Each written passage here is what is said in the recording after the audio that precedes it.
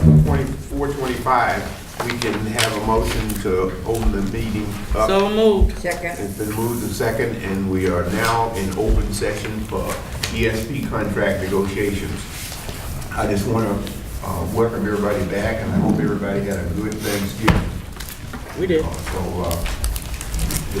I'll just briefly go, we had a goal today was that we said that there was a bunch of things that we were going to try to make sure we finalize everything today in the form of FMLA vacation list of items for specialized characteristics in terms of selecting layoff lists and so forth along that line. So as usual, we'll turn that over to Dana and Norm to follow through, and hopefully we'll be effective enough to clear up all of these things so that we can set the agenda for our next meeting on December 20th. Did we approve the minutes and everything? Oh, that's right. I need to approve them. I'm sorry. Thank you for that. Before we open them, could I get a motion to approve the minutes from the last meeting? And I didn't write down that date. That date was October 25. October Is that 25th. Yes, October 25 meeting. Make a motion that we accept the minutes as of, the minutes of October 25th. It's been moved. And how about a second? Second. Okay. Cindy and Jackie, all in favor? Aye. All right, Aye. thank you. Now we're ready to go out there and continue with the conversation today for finishing up the. Okay. I had, excuse my, Are you losing your I'm voice still again? trying to recover from the Portuguese plague. But, I had the association in non-economic issues where the protection, the proposal we made to protect employees from assault by a student, where we proposed that the student be removed temporarily until something could be established. There were proposals around the Family Medical Leave Act. We had a proposal to make it available to everyone by removing the hourly requirements and by removing the size of the employer. And then there was a third part, which is really a clarification of the 30 days of leave that can be used for the absence or attend to a family member. And that's an issue that we've been dealing with through mostly in the teacher's contract through the grievance procedure, but is still unresolved. So those were those three issues. The next issue was that I think we have a current issue. A couple of years ago during negotiations, there was an error in rewriting the overtime provisions. The association's provision is to restore it to the position it was before, which simply was that if you worked over your scheduled hours, you worked at an overtime rate. The district's proposal is if you work over 40 hours, you work at an overtime rate, which we know is the federal law. And then the last issue was we made a proposal about not requiring paras to do medical procedures, dispense medication or do some other type of medical procedure. We had another issue that was vacation scheduling for year-round employees. I think I don't think we have final language, but I think we've resolved that at least to our agreement. Those are as I went through, those are the issues that we talked about a little bit here and there, but it may just be well if we could find out if, I've sometimes just used a technique of saying accept, reject, or discuss, so it may just move us along. And then it'll give us a chance to resolve some of these issues and then move on and try to deal with the economic issues at our next meeting. Okay. One of the things that I do have, Norm, is a board proposal regarding the family leave, the FMLA use. Okay. And for language. And I will pass this out. And if you don't mind, I'll explain it while it's going out. Sure. In terms of the removal, the association's request regarding the removal of necessitating needing to have 50 employees for the employer, the board is in agreement of removing that. In terms of the hourly, removing the hourly requirement, the board does not agree with removing the hourly requirement for either being found eligible under the Vermont Parent Family Leave Act or the Family Medical Leave Act. The language that I just passed out to all of you is language which in fact says that, that we agreed to abide by the FMLA and the VPFLA, that the employee shall be entitled to unpaid leave for up to 12 work weeks in a rolling 12-month calendar for any conditions which are designated as eligible for unpaid leave under either or both statutes. The use of either VPFLA or FMLA leave shall run concurrent, and staff will be required to use any accumulated sick or personal leave accumulation concurrently with the usage of FMLA leave, which permits you, if you have enough days to cover the 12 weeks, as opposed to how it's drafted currently, you can use your sick leave for the 12 weeks. If you don't have enough days, you're covered. What FMLA does, in fact, is it guarantees you, if you meet the hourly requirement, it guarantees you to 12 unpaid weeks and a right to return to the same or a comparable position. So if you happen to be those individuals who doesn't have the 12 weeks and you're going to need to use the 12 weeks and you're eligible to take FMLA, as an employer, we're required under the law to pay for our share of the health insurance while you are out, regardless of the fact that you in fact are unpaid. You, however, still have an obligation to pay for what your share of the health insurance is. And what we're asking for those people, because we can't wage withhold it out, so for those people, we're asking that the payment is paid directly to the business office by the 15th day of each month, that you wouldn't be in fact covered under that, so that you can continue your coverage. In the event the employee does not return after family leave, the employee shall reimburse the board for full cost of health benefits paid by the board. That's under the regulations as well. I think currently we have some former employees that we are seeking repayment because we covered them, they did not come back. If you're an employee who has that 12 weeks of pay plus, or you have that 12 weeks, and you go out for the 12 weeks, obviously we're going to continue to do your standard wage deduction for your health insurance premium at that time. So it just keeps you going the way you've been going. So that basically is what is contained within this. So the board is removing that 50 employee one, and so if you are, the example I gave is if you're an employee of the Pownell School Board specifically, you don't have to look around and try and count 50 people in Pownell, employees in Pownell.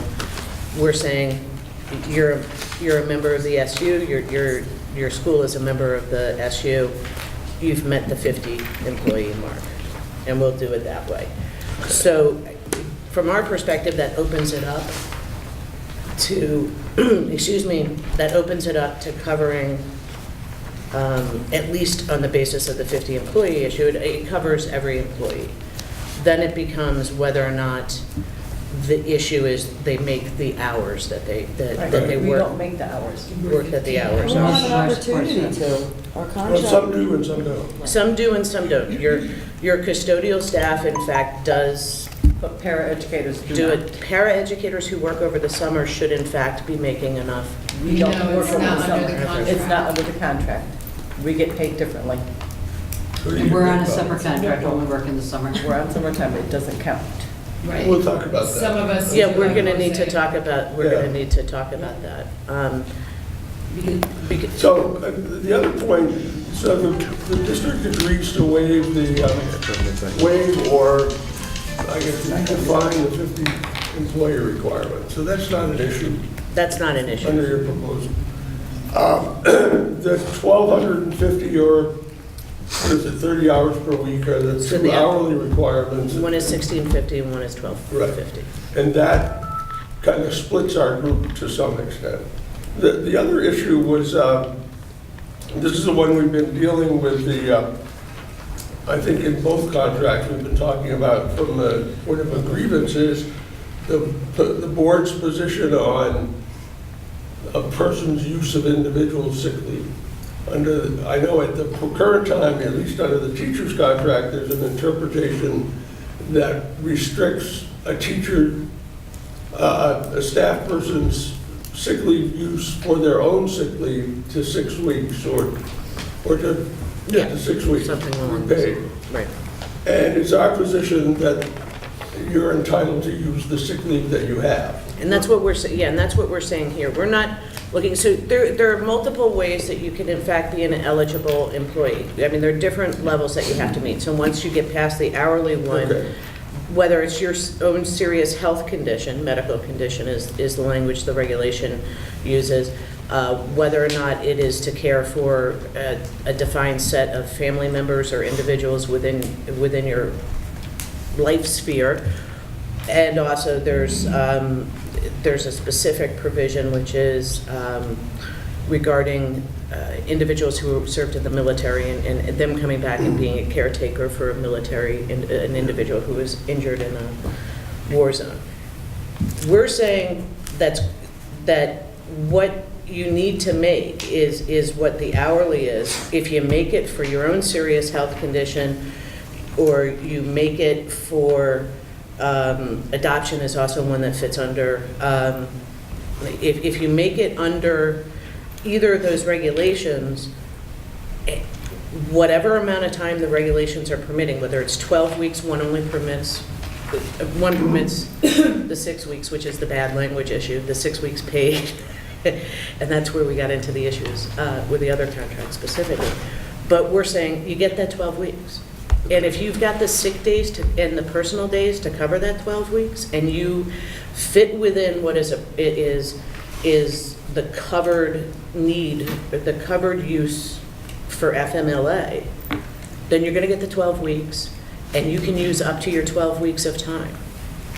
If you have it, you can use it. It is quite frankly, the regulation only guarantees an employee unpaid leave and the restoration rights. Right. Basically, I mean, it covers the health insurance part that I talked about as well, but in terms of what the leave is. The employer can designate by policy how whether or not paid leave can be used. We happen to have it in our contract as opposed to being a policy issue. And so what we're saying to everybody is, if you have been one of those employees who accumulates your leave, you unfortunately, God forbid, have a catastrophic issue that you need to go and be out for those 12 weeks, you've got the leave on the bank, the leave on your side, then do it. And you get paid for it. Okay. And because it just, from the board's perspective, if you have that leave and you need to use it for a serious medical condition or one of the other enumerated reasons for using it, then use it. Suppose on the other issue, we determine what is accepted by everybody as a full-time employee. I don't know if it's 6 hours a day, 6.5 hours a day. 6.5 hours. 188.5 days per year, and adjust the hourly rate to fit the group. In other words, we know it almost makes the 1250, but not quite. And it would for somebody maybe at 7 hours, but not at 6.5. Seems to me that creates just an inequity that we could correct by saying, we're going to set the hourly amount at what a full-time worker works. And if it's 1,200 hours, then under our contract, obviously, we're not going to change the federal law. I'll talk to Donald about that, but what we could do is say, look, 2,000 hours are enough. If you make that, what we would do then is we would eliminate people who work very part-time from this kind of a benefit, but we cover the majority of the people in the bargaining unit. I don't know what the number is, but I'm sure Ed knows about Yeah, what. we do that already. For these people who don't meet the FMLA limit, we do what's called the non-FMLA certification. We've got dozens of paras who've been on a maternity leave. We treat them just as if they're on FMLA. They do the medical certifications, they go out, they get the 12 weeks of coverage, we treat it that way. So we don't look at those hours for people. I can't name any of them, but we have a list, and we treat them as if they're FMLA eligible, if they're full-time. Somewhere, Ben?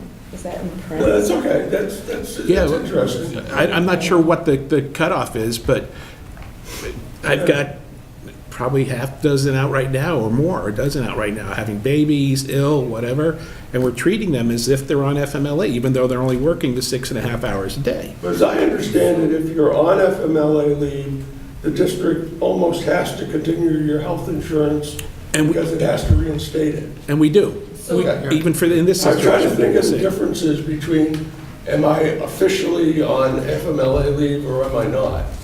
There may not be that many things.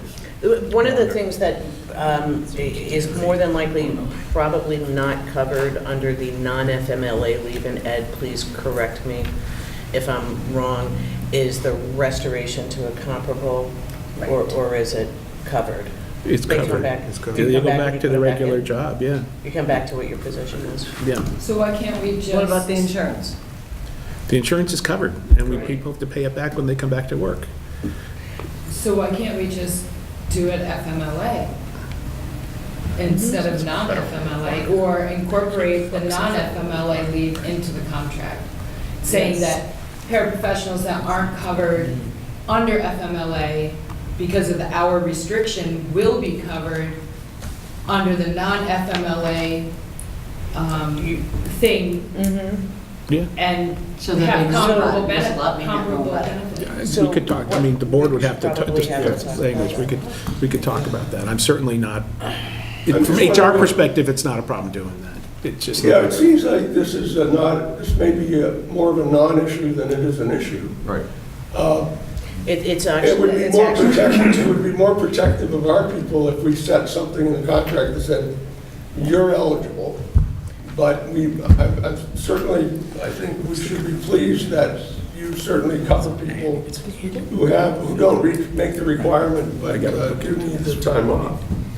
Well, anyway, so it's a good understanding of that. Why don't we talk?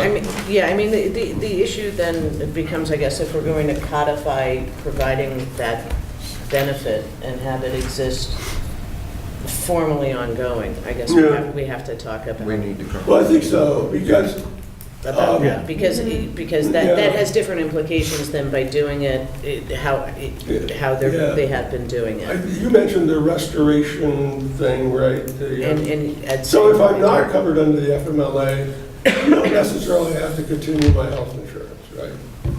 you're not obligated under the law to continue it, however, apparently we've Unless we been negotiate. Doing it anyway. But under the current terms, if I'm a 2,000 hour a year employee and I have to go out on leave, I'm not covered under the federal law or the state law. So the district can do anything it wants. It's not required to do it, I guess is my Right. point. Right? Right. So what I'm saying is if we codify it where it's a requirement, then we have to Exactly. formally do that. Then we have to- That's codifying a pretty big benefit. Yeah. If I say anybody over 100 hours a year is going to be eligible, then there's a certain number of things that are going to come into play from your side. 100? You're going to have to do this, and this. So we'll, So it's, but I still go back to the point of, because that's not our proposal. Our proposal is, we have people here who are full-time employees for the purposes of this job. They could work more if they had it, but they work basically 188 days a year, 190. 190 days a year. Can you give me 200? I could. But anyway, so we have people that are working that time, and we'd just like the majority of the bargaining unit to be treated pretty much the same, to have the same rights. And obviously, it's not a leave that you can take at your own whim. You know, it's either for yourself, or it's for a parent, or a child, or a spouse, or somebody. And everybody in the bargaining unit has somebody. And that's fortunate, but, you know, as we all know, as we age, we all have parents that we take care of at some point in our lives. Okay, but that's, so that we don't have a disagreement over the size of the bargaining unit or the size of the district. We've talked about the hourly requirement. It looks like the use of the leave and the sick leave is not an issue. So we'll talk about Good language. that other issue, see how that goes. Be a lot more fun if I could talk today. Do you Probably need, not fun do you for have, you. do you have water? Is that your water? Beat me to that. This is smart water. Small Smart. That sucker. Does it help? There's so many various comments that just roll through. This is actually smarter water because it came out of the fountain in the CDC. There you go. Because these things are too expensive to buy in the store, so you buy the bottle and then you fill it up in the school. That's smart. I'll probably get a bill from the CDC. It's- If it's before, not before. Lori will get me.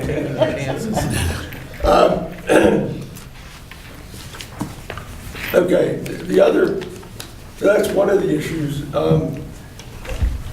Yeah, we have conflicting proposals on the overtime issue. Do we still have conflicting proposals? Yeah, Okay. we do, and it's at 30, I think, right now, is how it's within the contract, and I actually don't think, Norman, we'd have to go back What's that? and take a look, but I don't believe that's actually a typo. I think it's actually something that No. was dealt with in the last round of negotiations, which you were not, We changed it by, or not Yeah. the last one, but the one before where you were not actually intact. we, Eunice or it was as we wanted. It got changed during negotiations of the drafting of the contract. We then went and executed a memorandum of agreement to put it back where it was. And I think now we're saying we want it back where it was, and the district is saying we want it in the more traditional form of Right, which 40 is, hours. right, I think which is something we've been ongoing. Yeah, it's been an interesting discussion over a few years. And that's, I think, your proposal number 16. Wait, I'm looking for it. It's 23. It's kind of, any reasonable overtime requested by administration shall not be refused. For employees who are regularly scheduled to work 30 hours per week or more, overtime will be calculated by determining the amount of time an employee works in excess of his or her total schedule, 35 hours for the given work week. When our employees don't work 35 hours, they work 32 point. Are you reading out of the contract? Yeah. Yes, I Oh, am. okay. Because our proposal's a little different than that. and the Right, board's the proposal- work week for it shall Over the begin. regular scheduled time. Right, So which- you've got, for our support staff, basically, their scheduled hours aren't 35 a week. That's what we want for. They're 32. What do you, we can talk about that, but, yeah, so at this point, the board is still, this board is still putting forth the proposal for the 40 hours actually worked for the given work week. Good, okay. 40.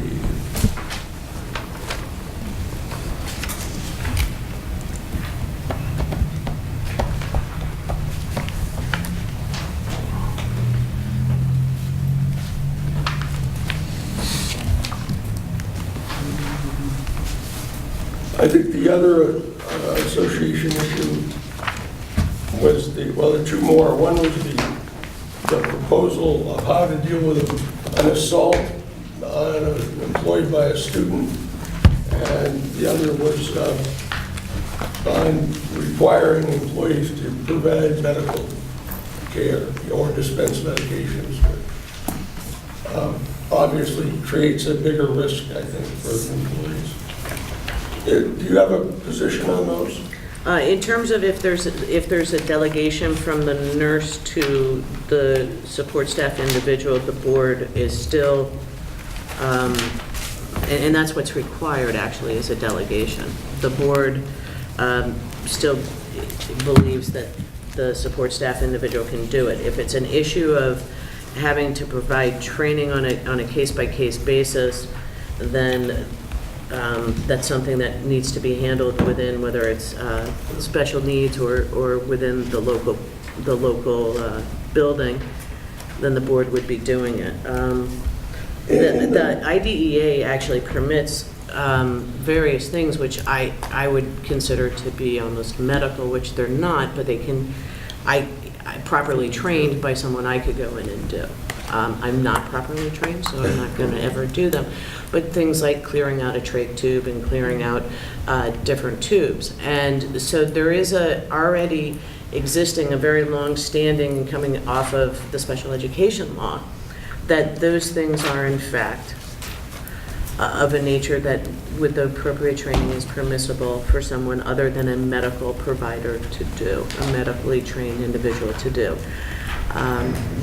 The board is not willing to modify doing that. But if there's an issue of, and we're unaware of it, but if there is an issue and if the complaint is a lack of training in doing it,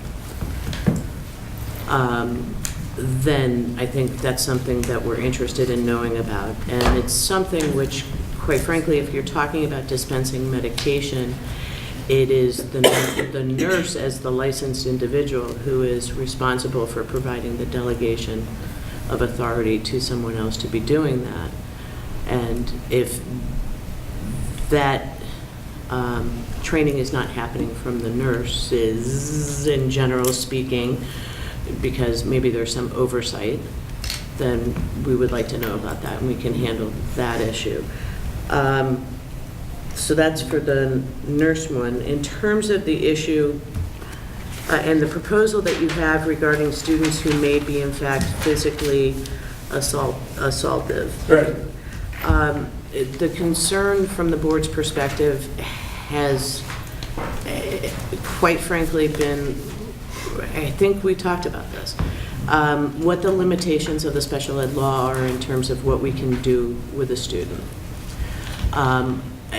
Part of what I also heard was not being given the opportunity to provide input from the support staff members in terms of what's working, what's not working, along those lines. Had a conversation with Wendy Pierce about that seemed to be a concern, that support staff were not having, generally speaking, in these situations, generally speaking, and it seems specific in these situations, given the opportunity to have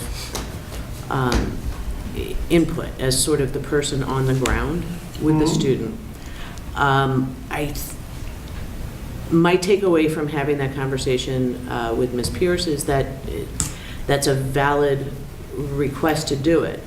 That being said, whether or not that is something that should be codified in a collective bargaining agreement, the board questions whether or not that should be codified in a collective bargaining agreement. I happen to think it's best practice and it should be something, and I think the board agreed when we had this conversation of where the special education case manager should be getting information from all of the people that are involved. Mm-hmm. I mean, it's a best practice issue.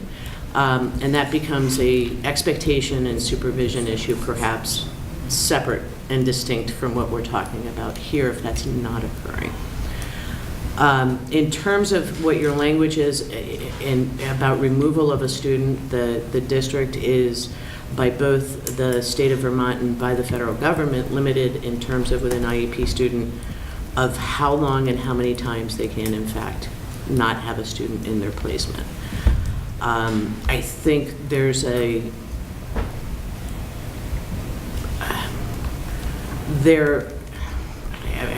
I don't know how frequently, and in my sense is, at least talking to the special education administrators, it doesn't seem to be an ongoing, consistent, and persistent problem regarding this. But that there are situations where you do in fact have a student where the IEP team needs to meet, that needs to be dealing with this issue and proposing a placement, because that is what is appropriate for the student. Having a removal up to the 10 days, I think that's an issue of training perhaps for building administrators to understand of what the available tool is to have them having a student being removed and utilizing that. Changing a student's placement without the agreement of a parent in the state of Vermont is incredibly difficult. As a matter of fact, I would tell you it doesn't occur. Generally speaking, I have come across that situation twice where a school has been trying to move a student and the parent says, of course not, I want my child in the public school and I don't want my child going to a residential. I'm generally speaking here. Having the ability, despite the fact you can file for a due process, but then having a hearing officer agree to remove a child from their community, from their parents, putting them in another program, if it's residential, I suspect is not ever going to happen in Vermont, to be brutally frank. Well, I know we're complicated by a lot of interesting laws to protect people, but I think we see that proposal as doing two things. One, immediately protecting people, the para, the teacher, the other kids in the class. And secondly, pushing the button that gets something to happen. We're not looking at having kids removed from school, but if a student attacks an adult in the classroom, it's not unlikely they're going to be removed from that class for that period or some part of that day or all of that day. Because it's not about getting kids into different placements or putting them into, it's really about changing behavior. So if the system doesn't work, because this child gets off the bus and bites somebody or kicks somebody or throws a chair or whatever big kids do, all we are looking for is a way to call that to people's attention and correct it. And so we're really not going as far, I think, and as seriously as you're suggesting. It's really, you assault the kid, the special ed director or the person in the building sits down and says, why is this not working? You know, what's the matter? We got the wrong para? I mean, I don't know what the answer is. But somebody's got to correct it, because you can't go day after day after day having a child, some of them as young as 5, attacking the adults. It's at least, we're going to charge We you don't more. want them, if you do that. I don't want even to see them get suspended from school. What we're concerned, and I'll say, sometimes there's a double standard, that I could be assaulted, and I'll be honest with you, this year I've been assaulted twice and not had anything done. But let the behavior specialists in my school be assaulted, and the child then gets, okay, you're in school, or you lose recess, or you don't, or whatever. And I get told, well, you know, the child has a bad home life. And I understand they may have a bad home life. But the thing is, when a child, to get their way, assaults an adult, and then nothing gets done, depending on who the adult is, it's a problem for us as support staff. At least, and I will say, it's a problem for me. And I have gone and spoken to the special ed teacher on that situation and things like that. And she turned around and said to me, well, did you follow this behavior plan? Yes, I followed his behavior plan. I'm not discounting by any stretch of the imagination what you're saying. What I think the board is concerned with is how to best address that concern And I don't believe that the board feels that the way to do so is within the confines of the contract. I think that there are a whole host of flags that sort of popped up while you're talking about it. One is it's a supervision and evaluation issue from, I would say, the principal on down about how are we addressing these issues and what is the expectation and how do we respond to this.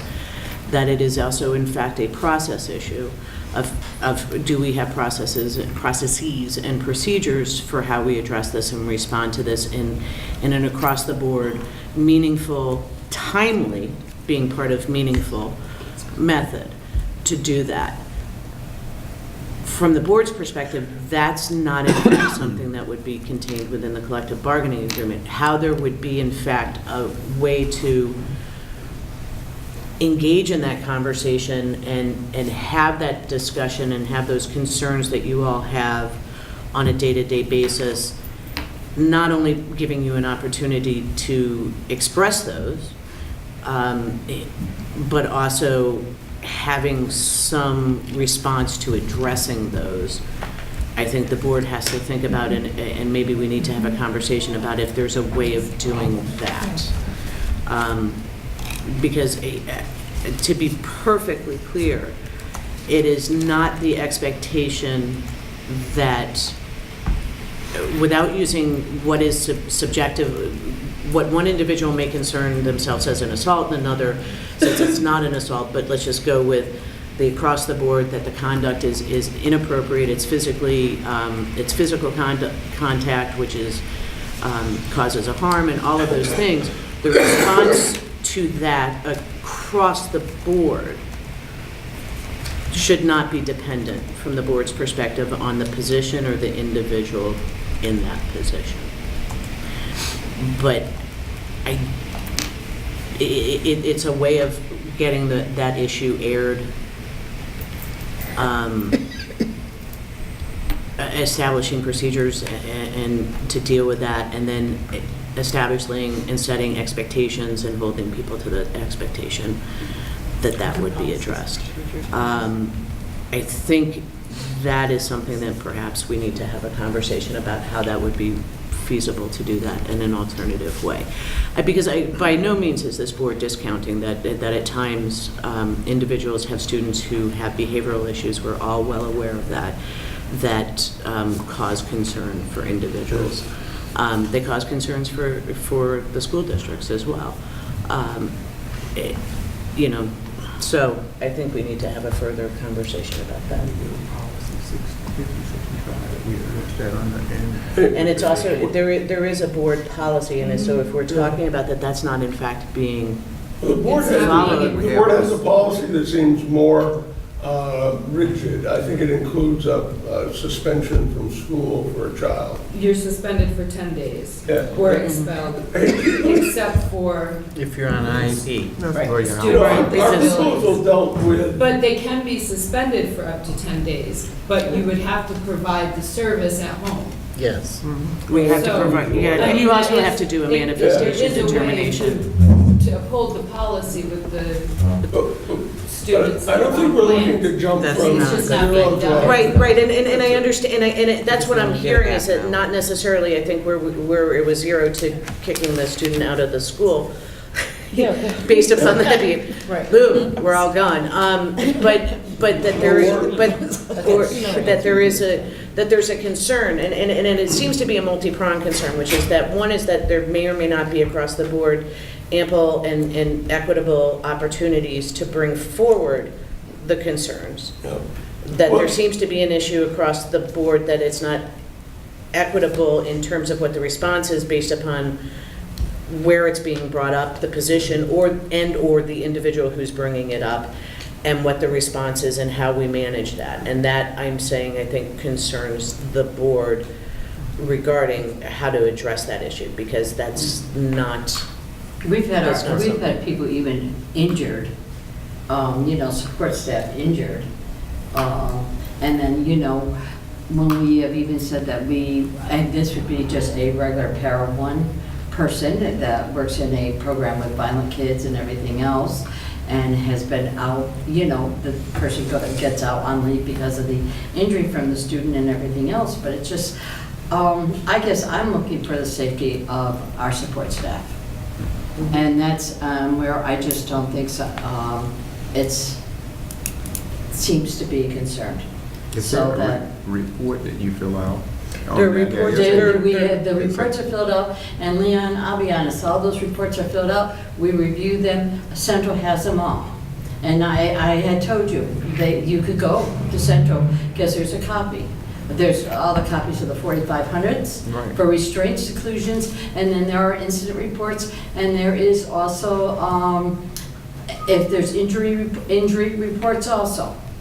An example that we have here is we have two present pairs because they worked in a room with the violent students, even went for a job analyst to get their pay increased because of the injury and things, and the incident reports and all that. They were refused.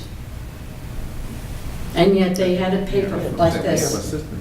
Yeah, so there is, there is, but it's whether or not it's actually being effective. So really, It's part of it from our their perspective. it's- Our support staff doesn't feel as if they're getting supported when they're working with a violent student, and we're the ones that are taking the brunt.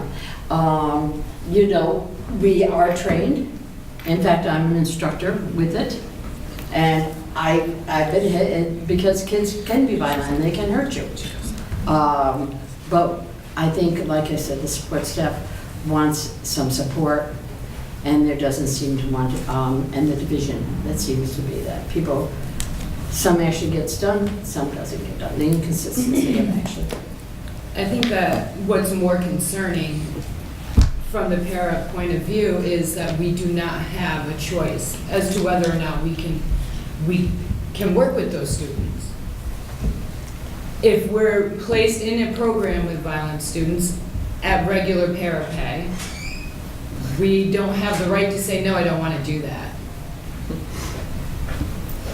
So not only is the policy for students that are assaulting staff not being upheld, but staff's not even being given a choice. It's like, no, you're gonna work there, or you know what, everybody's looking for a job.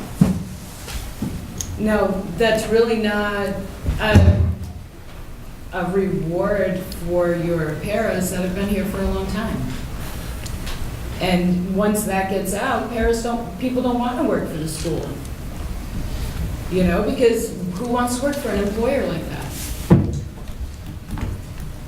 Nobody.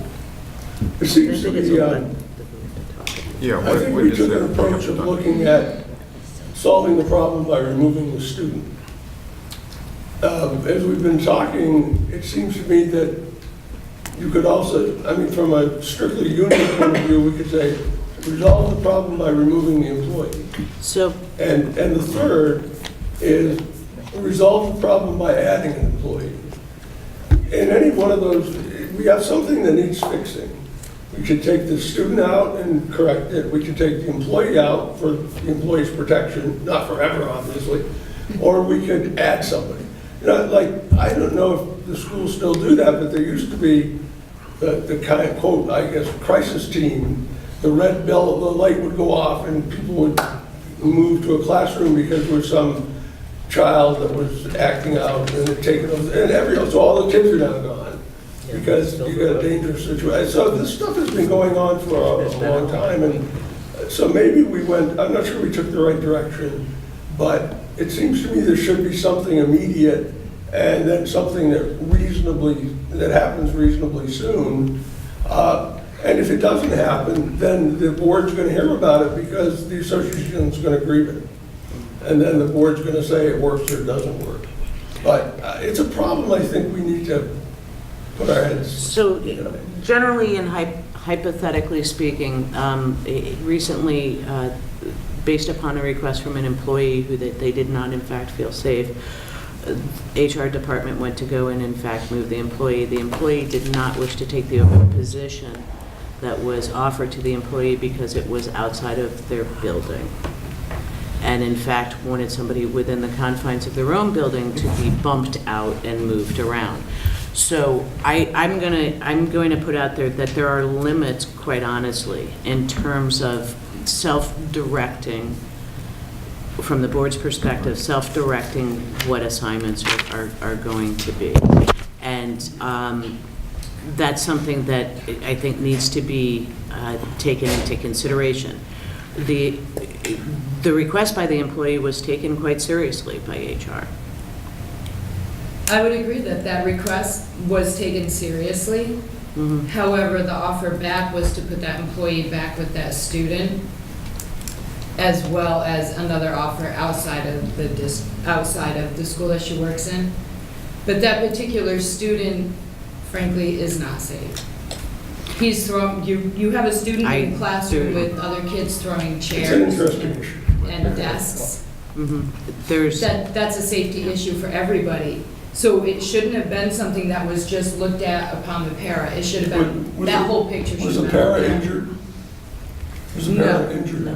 The Didn't para, like no, moving no, it things. was the para felt uncomfortable, is my Yeah, understanding how it She was didn't feel expressed. safe. Excuse me, but, that, I mean, I see the difficulty with that kind of an issue. Yeah. We'll So- transfer you to there, I don't want to go there. That's why I'm wondering about, what's the trigger? I mean, an Right, so- injury would be a trigger, obviously. Somebody has been physically injured, which is what our proposal started. Well, Is it she was assault? hit in the face with a tree branch, but. If you get hit in the face with a chair, you've been assaulted.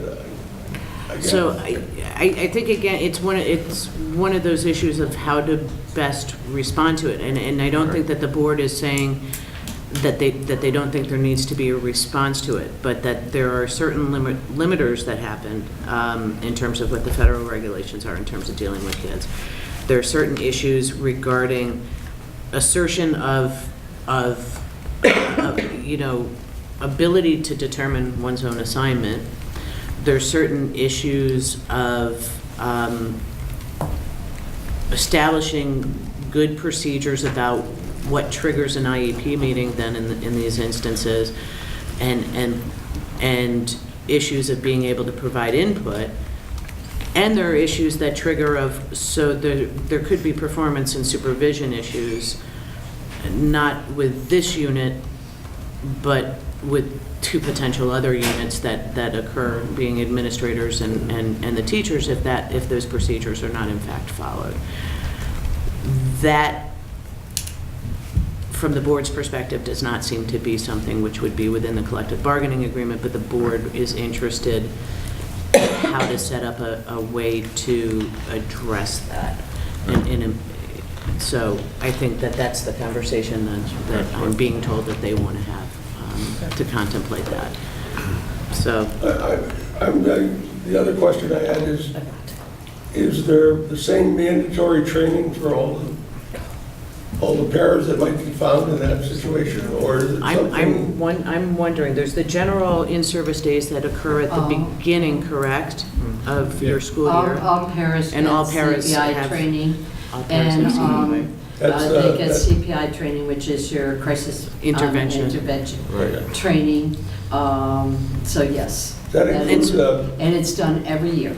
does that We're include usually how to beginning protect yourself? Sure does. It should, and It's then, a refresher. and then the issue becomes then, there's a difference between, and we need to have that conversation, I think, of whether or not also the correct tools are available in order for blocking and things of that nature, and whether or not. Well, I they're think all it would be taught that. helpful if the teachers took the CPI training, because we don't have any teachers that are CPI trained. And because a lot of times the teachers don't want to take the CPI because they reference They would it rather put to it be, on us. no, they reference that we don't want to do restraints. And the thing is, for the CPI training. It's the is- last part of That's the the last training. resort. Yeah, That's the That's the That last is part, it's the- de-escalation is the Right. big issue. And Huh? again, we have been in those positions that we de-escalate a child, get them all set, and then literally return them back to the classroom, and the teacher restarts them up again. And, so in my position, there would be times that, good, I know how this teacher's going to respond, so I'm preempting a child, then that I have calmed down, got settled down, and things like that, and I am possibly preempting by saying, okay, now, we are going to return to the classroom, and your teacher may require this from you. there may be the teacher that may require, and I'm not insulting any teachers, an apology. They may require another 5 minutes timeout, or you lose this or that, and that things I don't have any control of, except to preempt the students so they don't fly all over again and when I bring them back up to the classroom. And this is where CPI, when we talk about CPI, is before that restraint, again, there's a defensive mode, there's a supportive mode that you go in the beginning when you notice the precipitating factors that the child could be hungry or may not get sleep or had a bad night at home, and you're doing different things. So I remember one year a 6th grade girl that I knew if she did not have breakfast, I knew there would be an explosion by 9 o'clock in the morning that she would go physical. And yet she felt I had to find also a way to not have her be different than anyone, because a lot of 6th graders, it's not maybe cool. It's not so much now because everybody's getting meals in their lunchrooms. But it's not cool to come in for breakfast. It's better that we're outside having that morning recess in the morning. And so, you know, we had to find a way of getting so that she had her food and yet got the pleasure of both, so we wouldn't have the explosion because of hunger. I mean, that's a precipitating factor in some of our population that we work with. Family crises at home, that can happen to anybody. You know, so CPI teaches a lot of that to our support staff, but our teachers don't take this, and then you get to the next mode, which is now the kid is really possibly building up or refusing, we're going to possibly lose our temper on how to handle it. And again, it may be like you mentioned about removing the audience from the room, removing kids out of the room. We did do that to that stuff. We've all been trained in that, but the thing is, a lot of our teachers aren't. So are the teachers in your buildings trained, as far as you know, that you deal with in CPI? None of it, no. Now, if there's something that you would think to put in the contract, we used to have a safety committee. I know, and I think that's part of the conversation that the board, and that actually is where my mind was sort of running a little bit through. Because if we could bring that back in, Yeah. they could bring something to the safety committee and say, we need to talk about this because this Right, is going on. that's So we something I could- think the board wants to have a conversation about, and as we were talking it through, that's a, quite Because some frankly. of the situations were given options to, ideas to do, but if it's not okay with the teacher, then you can't implement it. So trying to get on the same page is Yeah. kind of Yeah, important. yep. But it's if a- it's issues a come tough- up, you can say, okay, we need to bring it to the safety committee, they can talk about it, and then Mhm. And if the teachers were able to take, even if they didn't want to handle the restraints or anything, just to take that for that first half bit before the restraints and everything would be a wonderful thing, because they would understand some of those things that, and I'm not undermining the teachers. Our teachers are very well-educated people, et cetera, but this is a thing that could also help them with management. We think that it might make sense for us to caucus. and Yes. That's Yeah. what that's what I'm being told. To just- If that would work for all of you to have a conversation about that. Yeah. And This could be sort a of come short back one, on. unless you just want to do this item and then, We're trying to work it Yeah. out. It's almost 5:30. it's almost. I think we have a lot that we need to talk about. We've got the two major ticket items, I think, that we talked about. One is the issue, as you just broached, in general, of how we address it, safety committee, and having that conversation. And then there's Norm and his, if you work 100 hours, you get FMLA coverage. You kept bumping it up to 2,000, and I kept saying, I was going to turn to Leon and say, accept the do 2,000 hours. we can do that. We don't Well, want we're 2,000. 15 hours short. That's what That's I can get you to buy 3,000 hours and I'll negotiate you down, but. Great. We got two issues. So I think those are the two major issues. I'm not sure if we're going to hammer out a consensus here. Oh, shall we need to talk too, so maybe. December 20th, The rest of the. 9th. Yeah, December 20th, we have a meeting. 20th. December 20th is the December next one. 20th, we but have the next meeting. I'm not wanna set one after I that? have to change that one. because I'm gonna be away. I'd rather be here than Utah, but I'll bet you would. just wanna, He's going skiing, he's a wild man. you've always thought of me as an honest person until right now, right? I know better. So we're gonna change the 20th then? December 20th is the next meeting time. I think can't Norm do was it. saying that he can't do it. I know it. Yeah, I'm saying that's, I'm leaving the 15th of December until Christmas. Anything for the 6th? You wanna take me? Six and- is teachers. Teachers. I can't do the week after. So I'm some- getting jammed up. I know the 30th, I'm all day, and that's a Friday, and nobody likes to negotiate on Fridays anyhow. And that's probably vacation. that's vacation week. Sorry. How about the That's week vacation of week. this, I'm pretty open after the week of the 2nd. You're open? We have the, We don't have anything? we have the teachers on the 9th. On December 9th? He's talking about January 9th. Oh, we're in I January? have the teacher negotiations here. Yeah, but you're going in, you want to go into January is what you're talking I about. think so, yeah. We'll have to. Yeah. I don't think there's anything. Well, I got plenty going on this month. But with the holidays, and when is break? I'm sorry if I The can. 22nd through January 3rd. Yeah, we come back the 3rd of January. How about the 10th? December 22nd to January. December 10th. December No, I 22nd, might have that's to be the at- day, I then we might come have back to the be at 3rd. Was the SVSU. 21st I'm a not half sure day? if it's on Tuesday or Wednesday. How And about the the 22nd is a full off day. 3rd? Yeah, the 22nd is the full day. It's a full school day. We're not off, right? What day? Can you do it the 3rd of January? That's a Tuesday. Can you all do First it day on- back? First Yeah. day back? Can you all do that? It's the second day back. Second? No, we come they back, come we come back 3rd. January 3rd. Fine, first day back. Yeah, that's fine. Can you guys do it on the 3rd? Sure. Can everybody on this side do it on the 3rd? Yep. Okay, let's do You're gonna that. do the 3rd at the same, this, okay. ESP, At 3:30. 3 o'clock, we'll be What time? 3:30? One of us will be 3:30. here on their calendar at 3 because they have the longest part to What drive. time do you want to meet with us? On Because it's the 30th? becoming a problem with me. I've got to be honest, coming here at 4 o'clock and then waiting 4:30 for you guys, to me, Well, becomes a problem for me. Because I know I'm getting paid for after-school program, but we're going to be starting with drama and after-school, which is a lot of kids, and it's hard to get coverage for it. right, and so all I'm trying to do is make sure that when we're here, we be real efficient with what we're trying to do and move things along, you know, in an efficient manner. So that's, we're allowing the time, and we have all of the discussion and things, we want to hear all the points of views, and then we want to come to some kind of conclusion and agreement as to whether we can live with something for a certain period of I time and move know, on. I'm just saying. Why don't we say we'll O'clock. meet with them at Yes, 4:30? So We you don't want to need meet at 4:30 on the 3rd?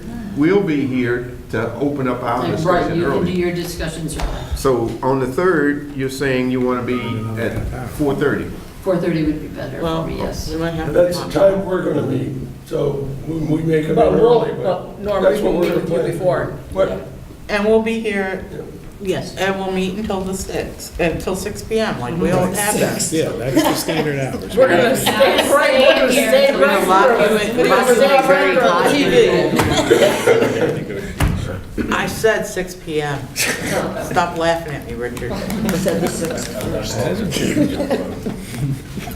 Okay, so we got it down for the 3rd, it's the next meeting to try to resolve these issues and so forth along that line. That's really what we need to do so we can move Yep. on to some of the other major issues that we really have, because Yes. some of these, you know, there is a group that we can discuss and add something in and try it for a period of time Thursday. and Try move to make on. that work. But I have one, two, Yeah. three guys. Okay, Okay. All right, we'll, so we need about, you want to, Bryce? about Make a 15 motion that minutes? we adjourn into executive session to caucus. Second. Okay, it's been moved and second. Yep. In the executive session, All in favor? discuss 2 items here, about 15 minutes. Okay. 15 minutes. I think we won't need more than 15 minutes to do that and come back. You Okay. might not need it. Well, how much You wanna time do come you back or need? You want to go? Why don't we, How Why much don't we time? just adjourn? why don't, It's up to you. We've got to talk too, so. That's what we want to do, and we want to come back. Is that, What time is it? it's only 5:20, 5:25. We're not coming back. You thinking it's going to take more than You 15 got minutes? overruled. Yes. okay, so why have a don't, lot why to don't we do discuss. this? Why don't we do this? I'll give you an We have a lot update to if we're gonna discuss. come back. We're Not gonna, I'll give just them, you. Wait. I'll give them an Yeah. update of whether or not we're gonna come back. How Yeah. about we do We're that? going to be here for a few minutes, so why don't we do that? Okay.